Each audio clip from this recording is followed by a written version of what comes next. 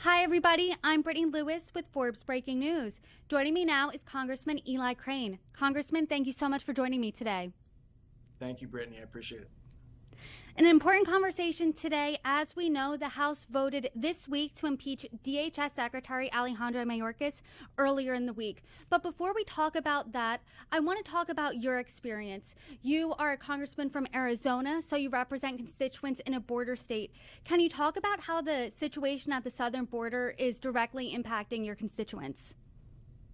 Yeah, absolutely. I mean, I think that this story has kind of been beaten like a dead horse, but I'm happy to go back through it. I mean, everybody knows that we have a fentanyl crisis here in the United States that comes over the southern border. The ingredients often start in China, are assembled in Mexico, and come up through the southern border. And when you've got about 100,000 people dying annually because of fentanyl. You've got, record numbers of migrants coming across that southern border. It's not uncommon for us to see 10, 12,000 a day. That's more than a combat division of individuals coming across that southern border. 9/11 changed my life. I'm a former Navy SEAL. I joined the Navy the week after 9/11 and to go serve overseas. And when I look back at that day and how it changed my life and, so many other Americans, that only took 19 terrorists to pull off, right? Since this president has taken office, we've had over 300 individuals on the terror watch list been encountered at the southern border. And to give you some context of how that compares to when President Trump was in the same office, it was about, I think, 14 or 16 people, during the entire time he was in office. So it just shows you the level at which not only you have massive numbers of individuals coming through the southern border, but also the very large increase of individuals who would do this country harm. That doesn't even, Brittany, that doesn't even count the 1.8 million gotaways that are coming through that we don't know, and that's just an estimation. Many people say it's actually a lot more than that. We don't know who these people are. We don't know where they're going. We don't know where they're coming from. All the while, you've got the head of the FBI, Director Chris Wray, saying, we've never had this many threats on the homeland. Okay, so the FBI director is signaling to the country that we're in big trouble, and a lot of it comes from this wide open southern border. Okay, so not only that, but you got MS-13 gang members coming through that southern border. In the Homeland Security Committee a couple months ago, we had a mother in there. I believe her name was Miss Nobles, and she sat there and gave her testimony about how her daughter was raped and then murdered by an MS-13 gang member. And that's just a one-off. That happens all the time in this country, and nobody seems to care, especially not Secretary Alejandro Mayorkas. And I'm so glad he was impeached this week. I am so glad he was impeached this week. I was ready to do it from the moment I got here because I still believe in accountability and leadership. My Democratic colleagues and others say, well, what does it really matter? Nothing's going to happen here. And I'm actually glad that they say the quiet part out loud. Their policies are so bad. They're so bad that no matter who they put in there, and they're all little yes men that just do what they're told. So it really isn't going to matter. They're not going to change their policies because they're so bad unless the pressure gets so high.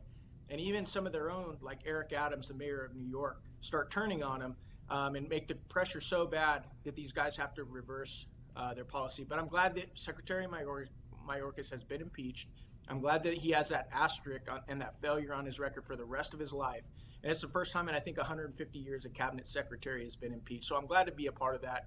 And it's very far from what needs to happen up here, but it's a step in the right direction. We're going to get more into the impeachment in just a moment. And I know at the top of the conversation, you did say we're beating this like a dead horse. I mean, this conversation has been going on, and I feel so grateful for the opportunities I have with members of Congress on both sides of the aisle coming in and talking to me about what is happening on the southern border. And Democrats and Republicans alike have come in and have told me that there's a crisis on the southern border. What do you think is missing then from the national conversation, aside from a solution to fix it? Common sense. How about we start there? I mean, these same Democrats that you talk about coming on your show, I sit across from them in the Homeland Committee, building every single week. And they'll sit there and tell you that there's a crisis on the southern border, but they don't want to do anything about the policies. They don't want to acknowledge that this president, through executive order, could reverse most of the damage being done. I mean, hell, Brittany, they can't even, they can't even tell you that walls work, right? That's a problem. That's a problem. Walls have worked. They've always worked. They still work to this day. And it's why we have them around prisons. It's why people have them around their houses. It's why the Great Wall of China. It's so common sense. If you don't have common sense, if you're making decisions based strictly on politics, then the American people are going to continue to suffer, and it's completely unsatisfactory. But that's the answer to your question: common sense, and it's about politics. It's not about taking care of the American people. You did note earlier how historic of a move this is. First cabinet member to be impeached since the 1800s, second cabinet secretary ever to be impeached. You obviously disagree with his performance here, but what is the impeachable offense? Well, I think that there's a couple. The Homeland Security, we went through and we detailed, many of the federal laws that he's broken. I also continue to point out the fact that he's completely broken his constitutional oath under Article 4, Section 4 of the Constitution, which often is called the Invasion Clause, and says that this federal government will protect every state in the union, from invasion. I don't know what else you can call this. I know the American people have acknowledged what it is. I asked that to one of the congressional scholars that my Democrat colleagues brought in to testify, and I said, what do you have to say about that? And she's like, oh, well, this isn't for that, and I was like, well, what's it for then? It's like when I said common sense a second ago. Do you think for a second that some of our adversaries? I think we had like 23,000 Chinese come in this last year. Arguably the biggest global threat to the country. Do you think maybe some of these adversarial countries put some of their military-age males, in civilian clothes and told them to come, through our southern border and claim that they were just seeking asylum and a better life for their families? Meanwhile, they want to do harm to this country, while Director Ray is sitting there talking about how the Chinese have embedded, hackers in all of our, infrastructure. Do you think that's possible? And that's what I'm talking about. This is common sense stuff. And tell me how that doesn't violate the Invasion Clause. Tell me how that doesn't violate the Constitution. Tell me how that doesn't violate Secretary Mayorkas' oath to protect and defend the Constitution of the United States. And when I look at what we can do here in Congress, I told my voters that I would come here and do everything possible to change the way this place works and to protect them and to put America and Americans first. We can do it legislatively. That is the most robust Homeland Security bill that's ever been passed out of Congress. We can use the power of the purse. Unfortunately, we don't have the backbone to do that. We can use our platform to draw exposure to this crisis, like I'm doing right now. And one of the last things in our tool bag that nobody really wants to do, like this doesn't. I'm not joyful about having to, run down a cabinet member or secretary like Alejandro Mayorkas. I know his story. The guy's got an impressive story. But at the end of the day, if you're not going to protect the very people that I'm here to represent, American citizens, hey, I'm going to do everything I can to hold you accountable and to get you out of that job. Congressman, I hear how passionate you are about this issue. And before our conversation, I was actually watching your campaign video. Securing the border was your top platform there in that video. And this vote was on party lines, but as you know, a handful of your Republican colleagues voted against impeaching Mayorkas, one of them being Congressman Ken Buck. I do want to read a quote from him and then get your reaction. He said this: "I prosecuted for 25 years. I know what a high crime and misdemeanor are, and I know that this doesn't qualify. This is a policy difference." You disagree, so what's your reaction to his quote there? Well, let me first just say I love Ken Buck. He's a friend of mine. But this won't be the first time, or I'm sure the last time, that I disagree with Ken Buck. I'm not some sheep up here that just comes in and does what everybody else has done. If you followed my career, you know that. I kind of went through and laid out my case. Ken Buck has his case. Mike Gallagher has his case. And I can't remember who the other guy is. And it really doesn't matter to me. The bottom line is I'm representing my district. And I proudly stand on my vote to impeach Secretary Mayorkas. And how does impeaching Secretary Mayorkas make this country safer? Another one of your colleagues, Congressman Tom McClintock, who voted against the impeachment, said this border crisis cannot be fixed by replacing one left-wing official with another. So to his point of just replacing one Biden official with another, how does impeaching Mayorkas make America safer? Well, like I told you, it's far from where we need to be. You know, I went through and I think I tried to lay out to you, at least in my opinion, the things that we can do, the actions that we can take here in Congress. And unfortunately, this is probably the most ineffective, in my opinion, of all of them. But it's one, you know, I look at this holistically, and we're going to try, like I said, we're going to try and do everything that we can. And I did admit to you, and I said, thanks for saying the quiet part out loud. You know, we're pretty confident that they will replace Secretary Mayorkas if the Senate was to follow through and actually, you know, continue this process, which I don't think that they will. But with somebody as bad or you know, or worse, the bottom line is the American people want to see it. They want to see him have this asterisk, this black mark on his record for the rest of his life. Honestly, I think what he's done is treasonous. I really do. And I'm gonna go a step further. I think it's only a matter of time. It's not a question of if, it's a question of when you start to see major attacks happening on Americans, in American cities, in American communities, by people that want to do this country harm because of what President Biden and Secretary Mayorkas have done. And I can't see it as anything less than treasonous. That's a powerful charge there. You're raising some red flags, definitely. It is. And it is. I know when you act in a way that puts the American people and their lives at stake, and you don't listen to anybody, you know, including the Border Patrol agents, you know, guys like myself that have a background in, you know, in security, special operations, etc. And you got 100,000 people dying annually of fentanyl, and you won't lift a finger to close the border. Matter of fact, you continue to go on national television shows and say that we need more immigration. You know, I'm sorry. I don't see it as anything else. I know that we're probably not going to be able to make the legal case for that, but I'm just telling you straight up how I feel about this man, this administration, and what they've done to the country. Congressman, earlier in this conversation, you did lay out some solutions that you thought would be possible. As you know, though, it is a divided government right now. Border is top issue for a lot of Americans, or one of the top issues. I know H.R. 2 didn't have any Democratic support. There was a bipartisan Senate bill that ultimately failed in the Senate. The Union for Border Patrol Agents, though, endorsed that bill. They're the boots on the ground, and they said this. They did not call it perfect, but they called it, quote, a step in the right direction and is far better than the current status quo. So when can we expect any border legislation to actually pass? You know, first of all, you know, even though I have a lot of respect for my friends, Brandon Judd and Art Del Cueto at the Border Patrol Union, they actually endorsed me. I was very disappointed to hear their endorsement of this bill. You know, that being said, as far as when do I think we can expect legislation to come out of, you know, this body to do anything about the southern border, I don't think you're going to see it, because it goes back to what I was saying. There's very little common sense up here, and that lack of common sense, that foolishness, unfortunately, it doesn't stop at the border. I mean, it carries right over into what we're doing up here economically by continuing to spend, you know, trillions of dollars that we don't have.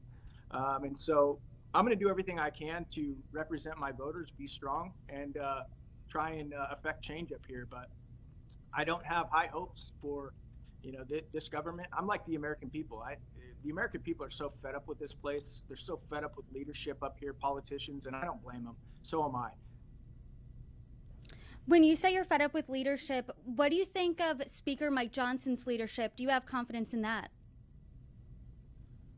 You know, I'm gonna start and say, look, I understand that Speaker Mike Johnson has a very difficult job. He's got to rally a bunch of different factions. That being said, I haven't really been impressed. I haven't seen, you know, Mike, you know, who says he has a conservative worldview. I haven't seen him really lead in that direction. I've seen him surround himself with a bunch of people that tell him why we can't pick righteous, principled fights, you know, why we have to kick the can down the road and fight another day. And, you know, that again, just like with Alejandro Mayorkas, I like Mike Johnson a lot as a person. I think he's a great man. But at the end of the day, this isn't a popularity contest. I'm looking for leadership and strength, and I know that's what America's looking for, because they realize that this country is in a very bad way right now, and we need men and women up here who have enough courage, to go against the grain and do what's needed to change the way this corrupt, backwards town works. Before we get back to the conversation, I am just a little curious. Who would be your ideal House Speaker? Well, it's not even a reality, I mean, we're so far from who I would choose. I would love to see a guy like Andy Biggs be the Speaker of the House. We tried to make Andy Biggs the Speaker of the House, back in January of last year, knowing full well he didn't have a snowball's chance in hell. I think he got like 20 votes, but that just shows you how non-conservative this conference is. I mean, unless you go out on the campaign trail, then they're all conservative champions. But you start looking at their votes and what they actually fight for, and who they actually represent, and it's very far from that. So I'd like to see somebody like that. It's not going to happen in this body. You intimated this earlier, but I would like to ask you point blank. I was lucky enough to have a conversation with your colleague, Congressman Tim Burchett, last week. That was when the first vote to impeach Mayorkas failed. And he said, even if this passes next week, I don't see it going anywhere in the Senate. Do you agree with that? 100%. The Senate's worse than the House. It's weaker than the House. I don't expect it to go anywhere. But hey, you know what? We cannot take stands, and I don't think we should be looking at, what's the Senate going to do? Because that's what I think that we do way too much. We look at, what's the Senate going to do? What's the president going to do? And then we start to craft our response or our strategy based on that. I think that we need to take harder lines, more principled lines, and say, this is what needs to be done. We're going to do what needs to be done, and we're going to make them come to us because they need the power of the purse. And we need to draw hard lines, and we need to be willing to stand on those hard lines, even when it gets uncomfortable. And that's what I think we should be doing. You, along with 60 of your Republican colleagues, signed a resolution last week that states, quote, former President Donald J. Trump did not engage in insurrection or rebellion against the United States. Can you talk to us a little bit about the timing of this resolution specifically? It came the same week as the Supreme Court heard oral arguments in Trump's challenge of Colorado's ruling that barred him from the ballot under the 14th Amendment. Yeah, I can't, I wasn't the co-author of this resolution, so I can't tell you if there was any strategic timing to it, but I can tell you the arguments that I made. I'm happy to talk about those. Look, they're trying to destroy President Trump. Anybody with a set of eyes and a set of ears knows that. That's why they're trying to put him in jail for up to 750 years. That's why they're trying to destroy his businesses. That's why I think there's 4 simultaneous lawsuits happening all over the country to destroy Trump, keep him off the ballot. And obviously one of the most egregious charges against him is that he committed insurrection, which is complete nonsense. And it's also why he hasn't been charged for that. And like I said in the press conference, if they had any information or if they had any evidence whatsoever that he was guilty of insurrection or jaywalking, they would most certainly charge him for that. But they're happy to charge him with it in the court of public opinion. Also, this would be the first insurrection in the history of the world where the individuals that participated in it were unarmed. I'm in Longworth building right now. If I were to walk outside my building and walk over the Capitol, I would run into 15 armed officers. Okay, you don't try and commit an insurrection up here on the Hill. There's so many armed individuals, without bringing firearms. It's just foolish. It's stupid. It's so far beyond the pale. I don't think a lot of people realize, how much security there is up here on Capitol Hill. So, that's another thing right there. And then if you listen to the words of the president, I think this is why they won't try him for it, because his speech and his words would be repeated in that courtroom. It's hard to stoke an insurrection when the individual stoking the insurrection says, hey, I want you to go over there peacefully and patriotically. So have fun defending that one. But that's another reason why he's not guilty of insurrection. Congressman, I do want to note that the DOJ did say 116 defendants were charged with entering restricted areas with dangerous or deadly weapons. And last week, Donald Trump characterized what happened on January 6th as an insurrection. He placed the blame on Nancy Pelosi, but he did say it was an insurrection. So how would you classify the events of January 6th? I would say it was a protest that got way out of hand. And I'll be honest, there were some people that did some really stupid, foolish things on January 6th. I've actually been to the D.C. jail and talked to many of them who admitted that very thing to me. And I think that they should be held accountable. Do I think that they should have their day in court? Do I think that, justice should be blind? Absolutely. And I don't think most of them got fair trials here, just because of how politicized this was. And just because the DOJ says something doesn't mean I believe it.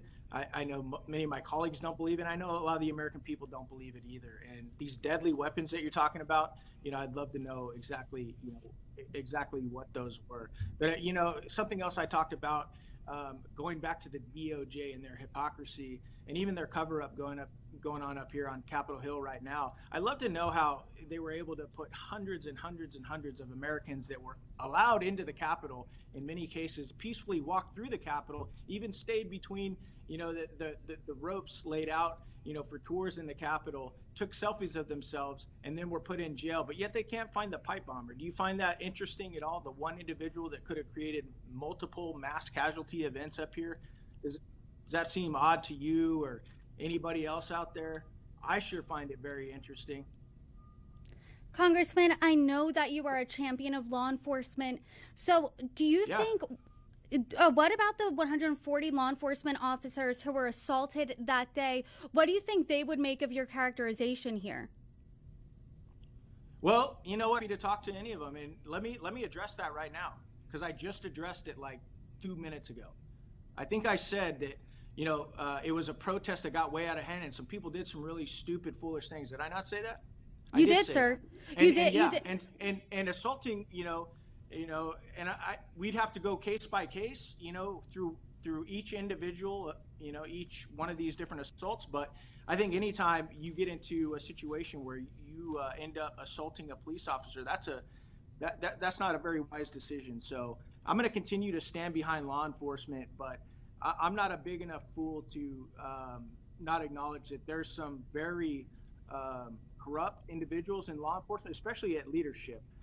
It's one of the reasons I voted against a new headquarters for the FBI, and I was proud to take that vote. I don't like what the FBI has become over the years. Many of the rank and file members of the FBI are just great men and women like you or me that want to do a great job representing and serving the American people. But there's also been a bunch of shadiness, partisanship, and even corruption within the FBI. And if you don't realize that, maybe quit watching the corporate mainstream media propaganda and look for maybe an independent outlet where they're still allowed to tell the truth. Sir, I know that you said that a lot of stupid things happened that day you don't agree with.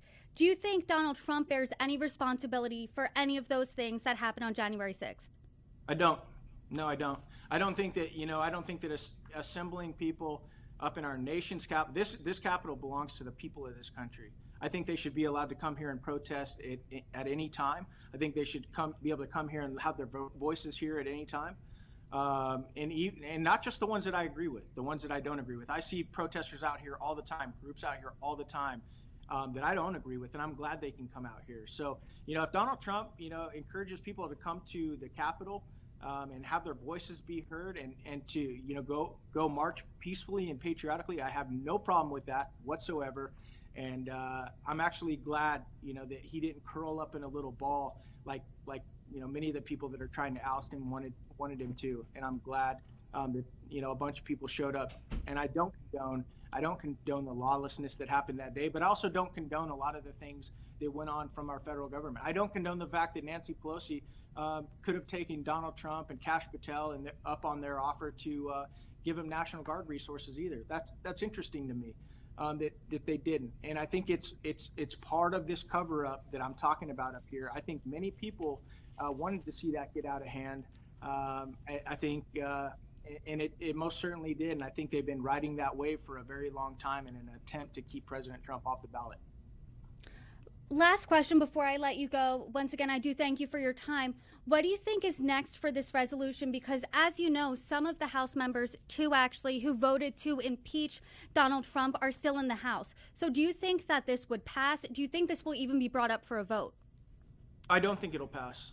But again, a lot of things that I do up here, a lot of things that I support, I'm just standing on principle. I'm not counting the numbers and, trying to figure out whether this is going to pass or not. Congressman Eli Crane, thank you so much for joining me. I appreciate the time.